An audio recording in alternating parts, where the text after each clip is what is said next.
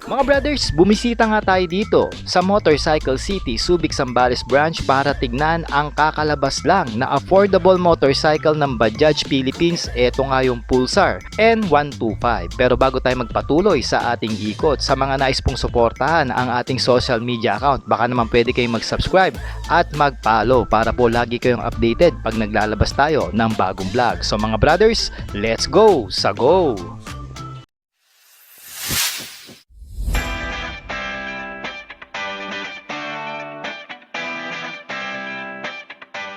Mga brothers, available na sa Shopee ang ating riding jersey at iba pang mga riding gears na ginagamit natin. Nandyan yung link sa gilid ng video. Let's go! Sa go!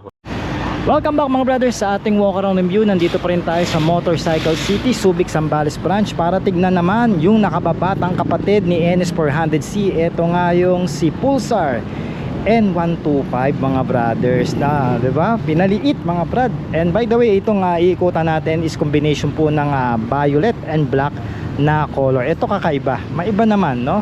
So kung titignan natin yung motor, isa nga itong naked sports bike. Ayan, at sa mga naghahanap ng matipid sa gasolina and yet maporma, no? Ito yun, pwedeng sa inyo tong Bajaj N125 Pulsar. Ayan mga brothers, so tignan nyo naman yung forma rito sa likod, very neat and sporty. Then may crash guard pa yan, no? Pwede nyo lagay ng inuman o ng inyong mini driving light, pwede nyo ring kapitan, di ba? Tapos yung harapan, oh, matulis mga brother, oh, di ba? Oh, sangka pa, may center stand, kompleto sa Ricardos. Oh, ang linis kasi yung kanyang tambucho. Mamaya titignan natin mga brothers. Mag-start muna tayo rito mga brothers dito sa harapang bahagi, no? So meron po tayo rito parang matulis na style ng headlight. Ayan, no, LED na po ito, no? May side fender po yung kanyang headlight dito that can give you some attention sa details, sa pagiging sporty look. At pagkakamalan mo nga itong inverted fork dahil may sariling fairings yung kanyang tinidor dito, no? Naka-telescopic po ito. Ang advantage nito hindi basta-basta marurumihan yung ating tinidor dito sa harapan o yung ating suspension, no? Parang port boots, no? Pinamodern lang ang datingan, no? When it comes naman dito sa kanyang turn signal lights, magandang pagkakagawa pero hindi siya flexible, no? At ito bulb type pa, so ingatan nyo lang po ito. Nakatago naman no? Wag lang matabi kasi baka mabali. And yet pwede nyo naman din itong upgrade ng LED, no? So ito po yung kanyang high beam and then ito yung kanyang low beam, no? Subukan po natin para makita nyo po.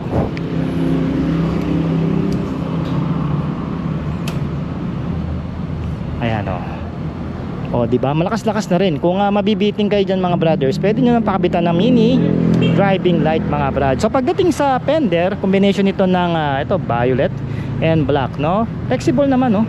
Tsaka formadong pagkakagawa. Gusto ko rito naka-extend hanggang dito, so hindi basta-basta ito mapuputikan, no? Hindi na kayo maglalagay ng fender extension yung nabibili sa sa mga online shop, no? At ito mga brad, meron tayo ritong disc brake sa harap with a 2-pot piston caliper mga brothers. Bakal yung mags natin dito na formado naman, may sticker pa nga yan, no? Pwede nyong tanggalin pagka binili nyo, ayan, para mas more sporty look, no? Ang tatak ng gulong niya rito is Siat, no? Ito tubeless ito at may tire size na 80 by 100. Nalilitan ako sa ganito kung ako gagawin ko tong low profile para mas malapad yung kapit. Tsaka yung gulong niya okay naman, pero para sa akin madulas ito pagkatagulan na, no? Kaya I suggest palitan nyo ito ng mga aftermarket na gulong para po sa safety natin at syempre sa performance ng motorsiklo.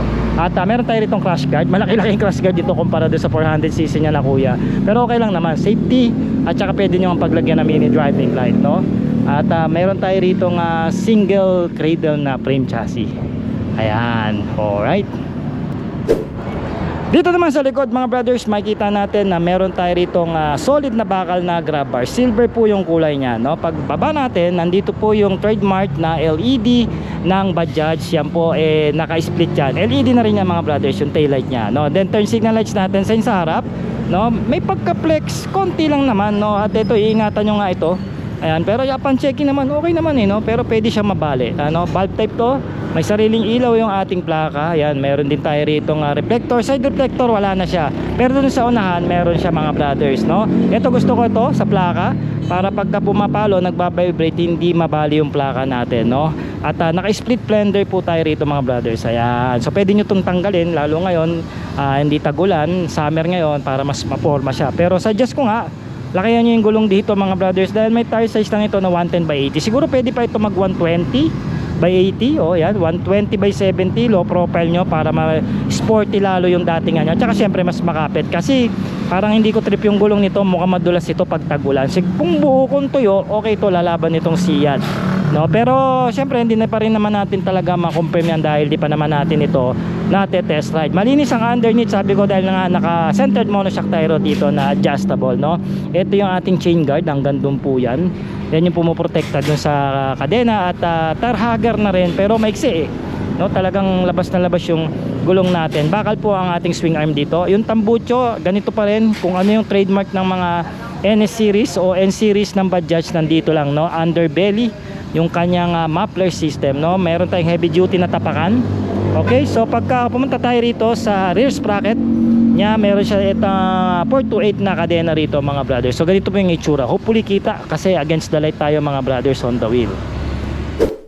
Pag-usapan natin kung ano ang makina ang nakasalpak dito. Meron nga itong sarado na 124.6cc na single cylinder. Dalawa po ang valves niya, at ang kanyang cam profile is single overhead cam. Pagdating naman po sa kanyang compression ratio, naka 9.8:1 po ito, kaya naman air-cooled po ang kanyang cooling system. Meron itong gearbox na 5-speed manual transmission po, at ang pattern po is 1 down, 4 up. Pagdating naman sa kanyang arangkada, kaya nitong sumibat ng 11 Nm of torque at 6,000 RPM, at sumasagad po ito ng 11.8 horsepower at 8,500 RPM. Syempre pa, naka-fuel injected po ito, kaya naman matipid ito sa gasolina na kumukonsumo lang ng 50 km per liter. Ayon po yan sa Bajaj Philippines. Meron din ito mga brothers na bore and stroke na 54 by 54.4 mm. Habang meron itong kickstart at silent starting. So mga brothers, pag-usapan natin yung side profile nito ni Pulsar N125 ng Bajaj. Ayan. So meron tayo ritong 3D emblem ng Pulsar. Ganda nito. Ito yung gustong-gusto kong sticker. Kakaiba, no? At meron tayo ritong N125. Ayan. Medyo hindi nyo mapansin yan, pero pag nilapitan nyo, ayan, makikita nyo yung detalye nya. And then meron tayo ritong style dito. May styling tayo dito, then silver yung color. Split seat po ito mga brothers, no? Ayan. So yung upholstery naman, upon checking naman, sakto lang, no? Ordinary lang naman ito. So then meron tayo tayong engraved dito ng Pulsar mga brothers. Okay, so pag pumunta tayo sa kanyang handlebar setup, ito, hindi naman kalakihan yung handlebar niya, mga medium rise ito, at hindi naman ganun kabalki siya, no? At ito, meron tayo rito 9.5 liters na fuel tank capacity. Okay, yan. Okay naman yung bukasan. At ito yung USB charging port. No, safe naman ito kasi may rubber naman siya. Kahit umulan, hindi papasukan yung ating USB charging port, no. So ito pa rin yung trademark na switches ng Bajaj, no. May kalakihan ito, pang Bombay talaga, no. At pag tinignan natin yung kanyang meter panel, ganyan po. 'Di ba? Let us ride. May greetings mga brother, oh. Diba? Digital pero negative style, no? Mamaya na natin yung pag-usapan. Tingnan muna natin yung switches. Ito yung busina. Pwede na rin, no? Malakas-lakas na rin. Left and right. Ayan, no? Alright, pinag-iwalay. And then ito yung mode. So dito ka magbabago-bago. Mamaya tingnan natin. Ito yung on and off ng kanyang headlight. Ayan yung on, then yung flasher nya. Ito yung off. Tapos kung gusto mo mag-flasher, yan. Okay, yung handle grip sakto sa isang large na kamay. Baka yung N-bar o bar N natin dito, non-adjustable yung clutch lever and also yung brake lever. Ayan, so dito sa kanan, ito yung starting nya. By the way, naka silent starting pa pala to, no? And then meron siyang stop start system. Ayan, kung gusto mong on and off. Alright, then yung kill switch, no? Ito pa rin yung side mirror ng mga Indiano. Ayan, sawag ko dito side mirror ng Indiano, no? Then tignan natin yung kanyang meter panel. Alright, so meron tayo ritong high beam indicator. Ayan, yung ating stop start system pag gusto nating on. Ayan, pwede check, engine check, then left and right. Okay, and then ito yung odometer natin, meter panel. Ito yung fuel meter, no? Yung RPM natin. Ito yung gear indicator, and then ating speed meter, no. Sad to say, hindi natin ma-on yung makina kasi walang gasolina. And that na naglalagay siya dito side stand and then refuel. Parang ito yung warning gauge na dito. At pag pinindot natin tong M, ayan, may mode siya, ayan. Na natin, ayan, oh, yung Odo 1, ayan, ang trip 1 pala, sorry. Then trip 2, tapos yung Odo mo, okay, and then clock kung gusto mo settings, ayan, Bluetooth, mayroon pa nga pala tong Bluetooth connectivity kung gusto nyo nga i-connect sa inyong cellphone. And then ito yung ating time, ano, may RPM kaya ito yung gusto ko malaman dito makakasagot nito yung mga owner niya sigurado, mga brothers. Okay mga brothers, side stand check.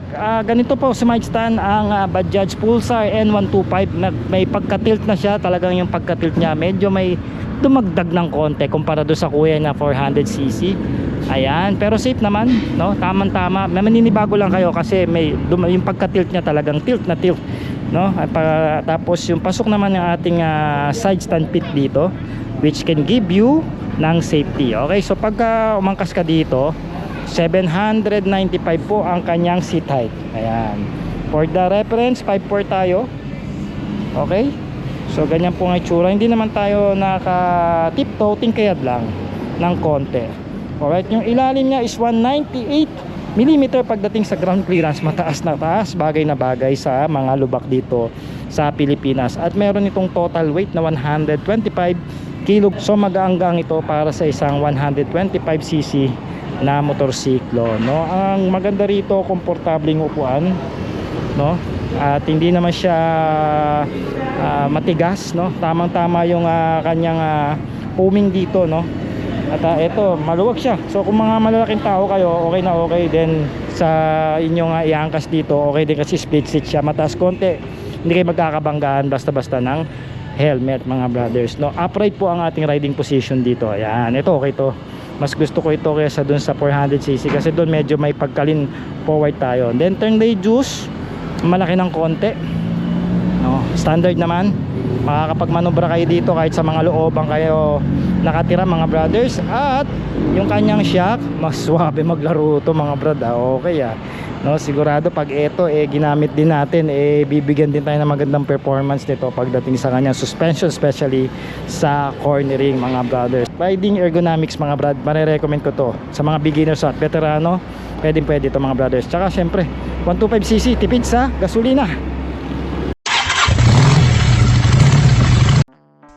Mga brothers, sa mga gusto pong mag-avail, ito po ay available na sa lahat ng branches ng Motorcycle City nationwide. Maaari nyo po silang i-search dyan po sa Facebook. At sa mga gusto naman mag-apply ng online financing, meron po itong SRP na 79,888 pesos at meron itong minimum down payment na 14,884 pesos. Mga brothers, meron ka lang ditong monthly na 3,400 pesos at rebated na po yan. Maaari po kayo, mga brothers, mag-call and text sa ating cellphone number o kaya naman mag-PM sa ating Facebook page kung nais nyo pong mag-apply online para po ma-assist kayo sa inyong online application. Mag-comment naman kayo ng yes, mga brothers, kung nagustuhan nyo po itong bagong Pulsar N125 ng Bajaj Philippines. Once again, ako po si Sort Moto, ang inyong ahente pagdating sa motorsiklo. Alright.